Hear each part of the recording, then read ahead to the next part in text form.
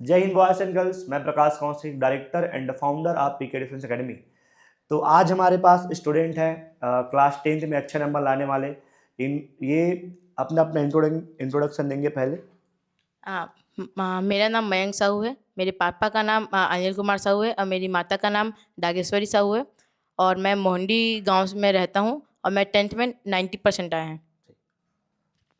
जी, मेरा नाम लक्ष्मी नारायण देवांगन है और मैं क्लास 11 मैथ्स का अभी स्टूडेंट हूँ और मेरे 10th में 91.66% आए हैं।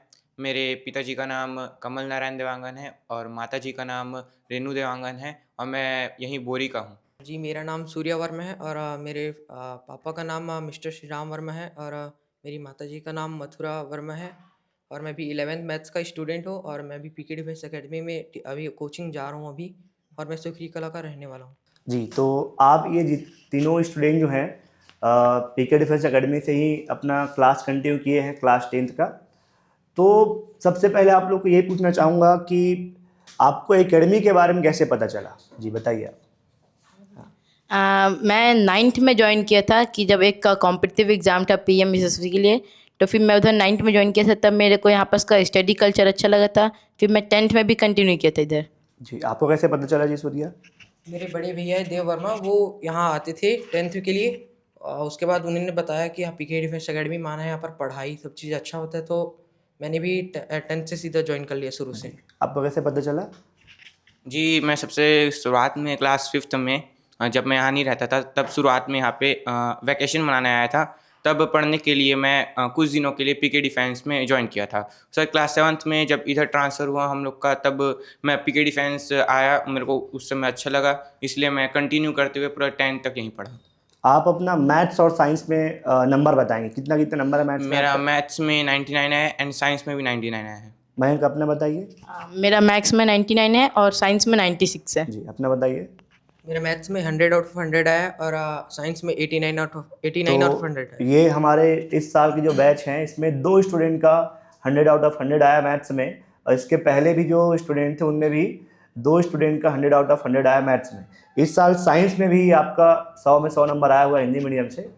तो आप और बताएंगे कि इतना अच्छा नंबर जो आ रहा है उसके पीछे मतलब लॉजिक क्या है, मतलब टेस्ट है, क्या होता है, बताइए। हम लोग के जब 10th में थे हम लोग, तो हम लोग को स्टार्टिंग से ही बहुत सारा होमवर्क मिलता था, जिससे एक क्वेश्चन हम लोग को इतने बार प्रैक्टिस हो गया कि क्वेश्चन में हम लोग जब एग्ज़ाम में थे कुछ नया लगा ही नहीं। और कोई भी चीज़ हम लोग सिर्फ एक क्वेश्चन को ही नहीं रहते थे, एक क्वेश्चन की तरह से बहुत सारे क्वेश्चंस थे।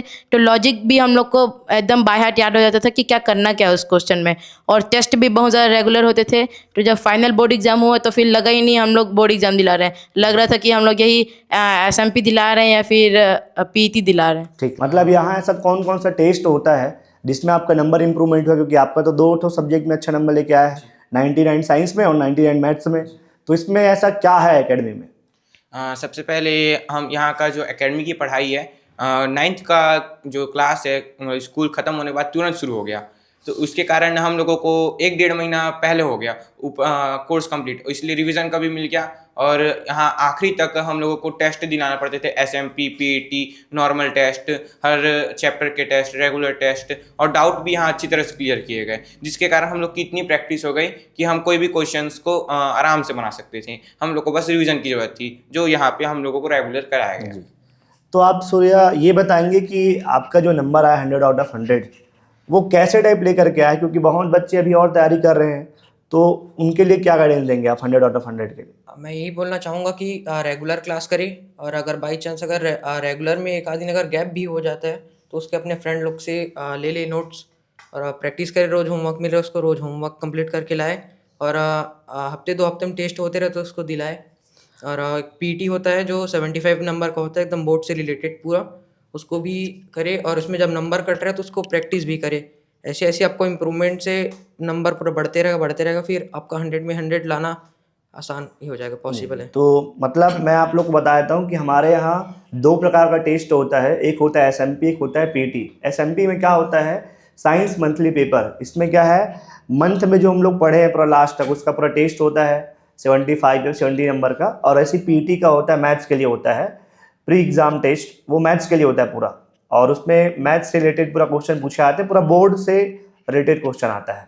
अच्छा, आप लोग का ये पूछना चाहूँगा कि ये जो जर्नी था आप लोग का, उसमें टाइम का मतलब आप लोग का टाइम टेबल क्या था, रूटीन क्या था आपका? सुबह 7 बजे हम लोग का क्लास लगता था, 7 से 10। उसके बाद 10 से 4 हम लोग का स्कूल रहता था।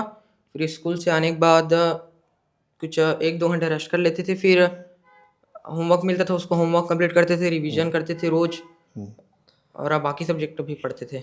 आपका रूटीन क्या था? आप कहाँ से आते हो? मतलब यहाँ से बोरी से कितना दूर पड़ता है आपका जो जहाँ से मेरा आते हो? जो गांव है मोहंडी, वो यहाँ से 12-15 किलोमीटर दूर है। और मेरे को मतलब सुबह 7 बजे क्लास लगता था, तो मेरे को 5 बजे उठना पड़ता था। फिर मैं नाश्ता वास्ता फिर फ्रेश होके मैं 6:30 को निकलता था, तब मैं वापस टाइम में आता था। और वो जो रूटीन डेवलप हुआ था मेरा क्लास के दौरान, वो मेरे को फाइनल एग्जाम में बहुत काम देता था, क्योंकि सुबह सुबह उठ के रिवीजन करने में जो यहाँ पास रूटीन वैसे ही डेवलप हो गया था, तो पढ़ने की आदत बन गई थी, तो फाइनल एग्जाम के वक्त भी कोई प्रॉब्लम नहीं होता था। आपका रूटीन क्या रहता था उसमें? सबसे शुरुआत में तो हम लोगों का 7 बजे ही रहता था, और संडे को रेगुलर टेस्ट होते थे, करीबन 2 से ढाई घंटे का। फिर जब आखिरी आखिरी महीना शुरू हुआ, कम से कम 3 से 4 महीना पहले, हम लोगों का सुबह 4 बजे का क्लास शुरू हो गया। हम लोग सुबह 4 बजे आते थे, क्योंकि हम एक्चुअली मैं बोरी वाला हूँ, इसलिए 4 बजे हम आ जाते थे। तो 4 बजे आके हम लोग यहाँ पे पढ़ते थे, जो बाकी सब्जेक्ट है उनका पढ़ते थे। फिर घर जाके 5 बजे या फिर 6 बजे घर जाके हम लोग तैयार व्यार होके फिर 7 बजे आते थे। फिर हम लोग 10 बजे के आसपास हम लोग स्कूल चले जाते थे, और उसके बाद स्कूल से आने के बाद आराम करने के बाद हम लोग थोड़ा आराम करते, फिर पढ़ते, उसके बाद खाना वाना खा के सो जाते थे। मयंक, आप ये बताएंगे कि यहाँ एकेडमी का एनवायरनमेंट कैसा है? क्या सिर्फ यहाँ पढ़ाई पढ़ाई के साथ साथ और कुछ होता है क्या ऐसा टाइप? नहीं, यहाँ पास पढ़ाई को वैसे तो मेन दिए जाते हैं, पर वहाँ पास अदर एक्टिविटी भी बहुत ज़्यादा होता है। जैसे कि जो लोग क्रिकेट अच्छे खेलते हैं, वहाँ पास डिफेंस प्रीमियर लीग होता है, DPL। और सर लोग रेगुलर ये क्राफ्ट एंड एक्टिविटीज़ ये सब भी कराते हैं। और आगे आगे हम लोग को इनोवेशन एंड इन सबको भी आगे बढ़ाने के लिए एक्टिविटीज़ कराते थे। आप बताएंगे सूर्या कि यहाँ मतलब साइंस कौन पढ़ाते थे? क्या फिजिक्स केमिस्ट्री के लिए अलग अलग टीचर है? मैथ्स कौन पढ़ाते थे? इसके लिए कुछ बारे में जानकारी दीजिए आप। हमारे फिजिक्स के टीचर है प्रकाश कौशिक जी, जो डायरेक्टर है, यहाँ पर भी बैठे हैं अभी। और मैथ्स पढ़ाते थे जो मैनेजिंग डायरेक्टर है, गोवर्धन सर जी। और फिर केमिस्ट्री पे फिजिक्स ही पढ़ाते थे, फिजिक्स वाले सर PK सर पढ़ाते थे हम लोग को। बायो और बायो पुष्पलता मैम पढ़ाती थी। और तो मतलब आप देख सकते हैं कि हम लोग क्लास 10 जो बोर्ड क्लास होता है, उसमें साइंस में फिजिक्स के लिए अलग है, केमिस्ट्री और बायो के लिए अलग अलग टीचर मिलता है। तो इतना जो जर्नी है उसमें आपका जो है फैमिली का सपोर्ट कैसा था? मैं फैमिली के सपोर्ट के बारे में। तो फैमिली सपोर्ट तो बहुत ज़्यादा था, क्योंकि सुबह सुबह जब हम लोग को ट्यूशन में आना पड़ता था, तो वो ड्रॉप करने आते थे। और फिर हम लोग को जैसे ही स्कूल की छुट्टी होती, तुरंत घर जाके रिवीजन भी करना होता था। और पहले रिवीजन करने के लिए भी हम लोग जब स्टार्टिंग में जब लेट जब एग्ज़ाम का टाइम आ गया था, तो 1 मिनट भी वेस्ट करना बेकार लगता था। तो वो लोग एकदम जल्दी शार्प पिकअप करने भी रहते थे।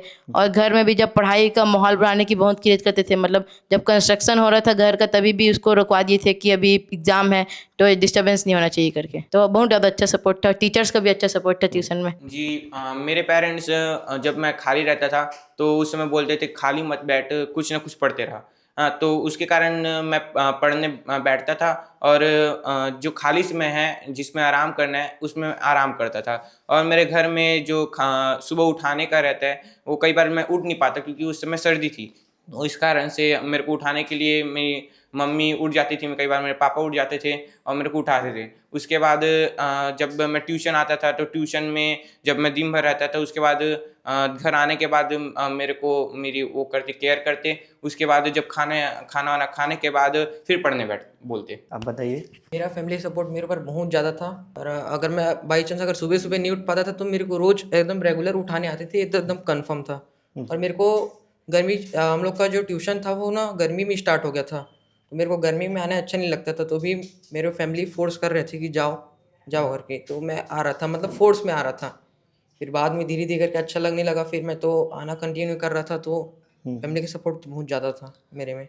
तो यहाँ जो रैंक देखा जाए तो स्कूल के रैंक के हिसाब से लक्ष्मी नारायण जो है फर्स्ट पोजीशन में 91.66 के साथ, और सेकंड में है सूर्या वर्मा 90.06 या 6% के साथ। उसके बाद थर्ड में है मयंक साहू 90% के साथ।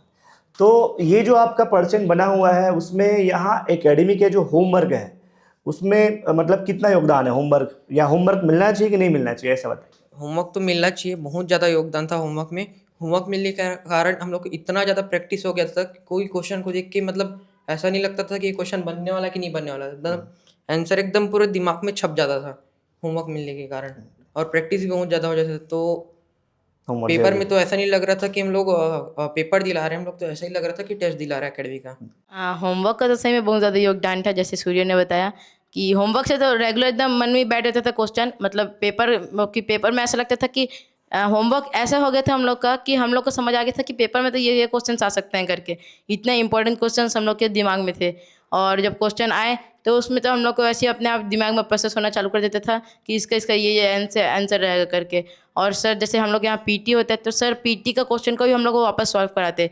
और क्योंकि पीटी में पूरा बोर्ड लेवल का ही होता है, तो हम लोग को, क्योंकि हम लोगों ने कैसा है यहाँ पर 20-22 पीटी दिलाए हैं, तो उसका तो बहुत ज़्यादा इफेक्ट पड़ा हम लोग को बोर्ड एग्जाम्स में, उसका बहुत अच्छा पॉजिटिव इम्पैक्ट पड़ा। जी, होमवर्क तो यहाँ मिलते थे, रेगुलर मिलते थे और बहुत ही अच्छे और ज़्यादा मिलते थे। जितने इंपॉर्टेंट क्वेश्चन हैं हम लोग उनको 3-3, 4-4, 5-5 बार करके आते थे। अगर हम अगले दिन नहीं करके आते तो उसको हम लोगों को और डबल करना पड़ता है, या फिर उसी से रिलेटेड हम लोग को कुछ और देते थे, जिसके कारण हम लोग की प्रैक्टिस हो जाती है। अगर हम कुछ होमवर्क नहीं किए हैं, कुछ क्वेश्चन हमें नहीं आता है, वो भी हमारा बन जाता था, ऐसा रहता था। तो यहाँ जो टेस्ट होता है, तो टेस्ट का इम्पोर्टेंस बताइए कि मतलब जो टेस्ट हुआ है वो कितना कितना नंबर का टेस्ट हुआ है, और आप कितना बार टेस्ट दिलाए होंगे इस एक साल में, मतलब कितना तो एसएमपी पीटी ऐसा करके नॉर्मल टेस्ट कितना टाइप दिलाए होंगे आप लोग? टेस्ट का तो बहुत ज़्यादा इंपॉर्टेंस था, क्योंकि टेस्ट ही था जो कि कॉन्फिडेंस बिल्डअप किया हम लोग के अंदर। बोर्ड एग्जाम्स में ना बाकी बच्चे तो बहुत ज़्यादा डर जाते हैं, पर हम लोग के अंदर कॉन्फिडेंस बिल्डअप हो गया था, क्योंकि हम लोगों ने शायद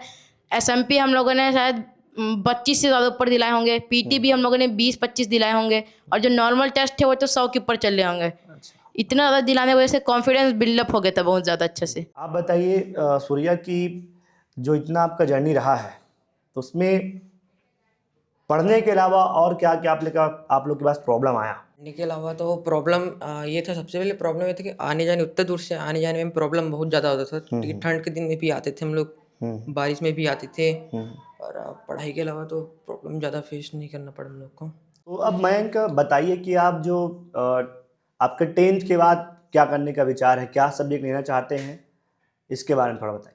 मैं 11th में पीसीबी, फिजिक्स केमिस्ट्री बायोलॉजी लेना चाहता हूँ, और आगे मैं एक न्यूरो सर्जन बनना चाहता हूँ। उसका तैयारी पहले से चालू कर हाँ, दिया? उसका तैयारी अभी से स्टार्ट कर दिया हूँ मैं। जी। आप बताइए लक्ष्मी नारायण। जी, मैं मैथ से लिया हूँ और अभी से मैं शुरू कर दिया हूँ पढ़ाई, और मेरे को आगे जाके एस्ट्रो फील्ड में जाना है, मतलब स्पेस साइंस के फील्ड में जाना है, वो मेरा सपना है। आप बताइए।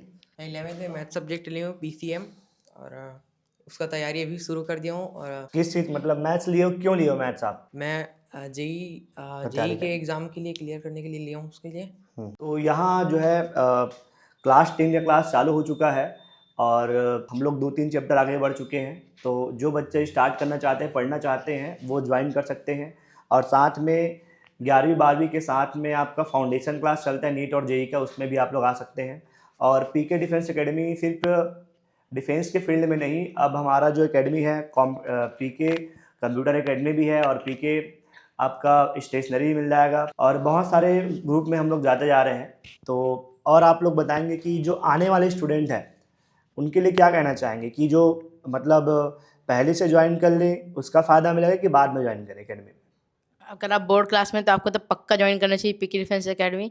और अगर आप बोर्ड क्लास में नहीं है, तभी भी एक कॉन्सेप्ट बिल्डिंग के लिए आपको ज्वाइन करना चाहिए, अगर आप 9th में हैं या 11th में हैं, क्योंकि यहाँ आपको जो आसपास में, इससे अच्छा आपको कोई कोचिंग सेंटर नहीं मिलने वाला है। आपको पढ़ाई का इन्वायरमेंट मिलेगा, सबसे ज़्यादा ज़रूरी चीज़ तो यही है, पढ़ाई का इन्वायरमेंट मिलेगा आपको। अगर आपके सामने अगर 3 लोग पढ़ेंगे 9-9 घंटा, और आप पढ़ रहे हो 1 घंटे, तो आपका भी दिल करेगा कि 9 घंटा पढूं करके, तो फिर उससे अपने आप बिल्डअप हो जाता है सब चीज़। और यहाँ पर टेस्ट भी होते हैं रेगुलर, तो आप अपनी गलतियों को भी पहचान के फाइनल एग्जाम में अच्छे कर सकते हैं, और आपका रिवीजन भी बहुत अच्छे से होता है, और यहाँ पर सबका कॉन्सेप्ट बिल्डिंग बहुत अच्छे से होता है, तो आपको ज्वाइन करना चाहिए। तो पीके डिफेंस एकेडमी अब एनएमएससी स्कॉलरशिप एग्ज़ाम का भी तैयारी कराता है, जिसमें हमारे 2 से 3 स्टूडेंट ने भी सिलेक्शन लिया है। और उसके साथ साथ Indian army, Indian navy, Indian air force और बहुत सारे कॉम्पिटिशन एग्ज़ाम की तैयारी हम लोग कराते हैं। तो जो स्टूडेंट अप्लाई करना चाहते हैं, आना चाहते हैं, आप तैयारी कर सकते हैं। पीके डिफेंस एकेडमी आपके आने वाले भविष्य के लिए शुभकामनाएं देता है और आप आगे ऐसे ही बढ़ते रहिए। और आपने हम अगर हमारे चैनल को अगर आप सब्सक्राइब नहीं किया है पीके डिफेंस एकेडमी को तो सब्सक्राइब कर लीजिए।